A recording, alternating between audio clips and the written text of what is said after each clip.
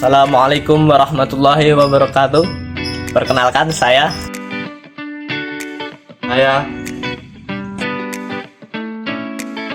serta saya ini dari kelompok 7C akan menerangkan mengukur biaya hidup. IHK. IHK mengukur barang dan jasa dalam periode tertentu. Barang dan jasa ini dipilih melalui pola konsumsi dalam masyarakat. Konsumen terdiri dari berbagai barang dan jasa yang digunakan oleh rumah tangga dalam kehidupan sehari-hari. Komponen ini digunakan untuk menghitung perubahan harga pada suatu barang dan jasa dalam periode tertentu. Komponen ini dikelompokkan berbagai kategori. Yang pertama, pangan, pakaian, dan kesehatan. Kedua, perumahan, transportasi, pendidikan, dan kreasi. Yang terakhir adalah alat komunikasi.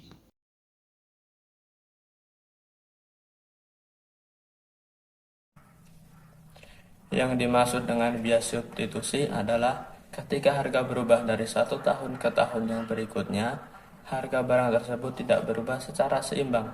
Ada yang mengalami kenaikan dan ada juga yang tidak mengalami kenaikan, sehingga konsumen memilih melakukan substitusi dengan barang yang lebih murah. Dan yang dimaksud dengan barang baru yaitu ketika barang baru diperkenalkan para konsumen memiliki varietas lebih banyak yang dapat mereka pilih. Ragam produk yang lebih banyak akan membuat uang lebih bernilai, sehingga konsumen membutuhkan uang yang lebih sedikit untuk memelihara standar hidup yang ada. Yang terakhir adalah perubahan kualitas barang, yaitu jika kualitas barang memburuk dari satu tahun ke tahun berikutnya, nilai uang akan jatuh. Begitu juga jika kualitas barang membaik, maka nilai uang akan naik. Masalah dalam kualitas barang sulit diatasi karena kualitas barang sulit diukur.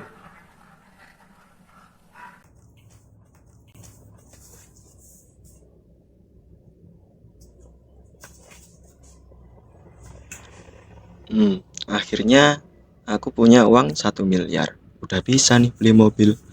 Tapi aku pengen mobil yang bagus banget. 1 miliar pasti nggak akan cukup. Gimana kalau aku depositin aja ke bank?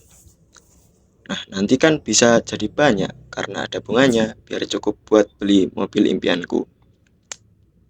Wah, emang cerdas banget aku ini. 3 tahun lagi pasti kebeli itu mobil. Sabar dulu aja pokoknya. Baik Pak, ini ada uang 1 miliar, saya mau deposit ke bank milik Bapak. Jadi deposit bank kami adalah 3% setiap bulan. Oh baik Pak. Oke, saya terima ya. Untuk tenornya mau yang berapa tahun Pak? Saya mau yang 5 tahun Pak. Jadi saya akan ambil 5 tahun besok. Baik. Ini uang Bapak sekarang sudah menjadi 3 miliar. Oh baik, terima kasih. Tambah banyak ya, ini sudah ditambah bunga yang dulu itu. Sudah Pak. Baik. Ngomong-ngomong, baju Bapak sekarang menjadi bagus ya? Oh iya, sekarang saya sudah jadi bos, sudah punya PT sendiri, punya banyak pegawai, sekitar 64 pegawai kalau nggak salah.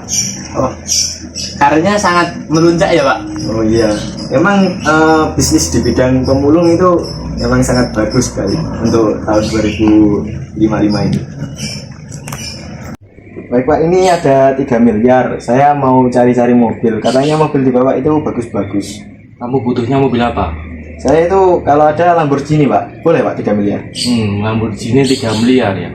Untuk tahun sekarang Lamborghini 3 miliar tuh nggak dapat. Paling cuma dapat mobil Avanza doang. Masa Avanza sih Pak? Ya. Oh ya udah kalau gitu Pak. Nah, dari cuplikan tadi kita tahu bahwa bunga yang diberikan oleh bank itu bukanlah bunga real. Karena suatu negara pasti mengalami inflasi atau turunnya nilai mata uang. Karena itu, bunga real dari sebuah bank dapat dihitung dengan rumus berikut.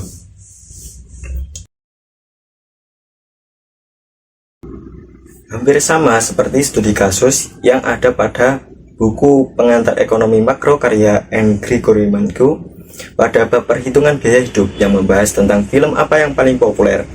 Nah, biasanya dalam menentukannya digunakan jumlah dari pendapatan atau penjualan tiket film.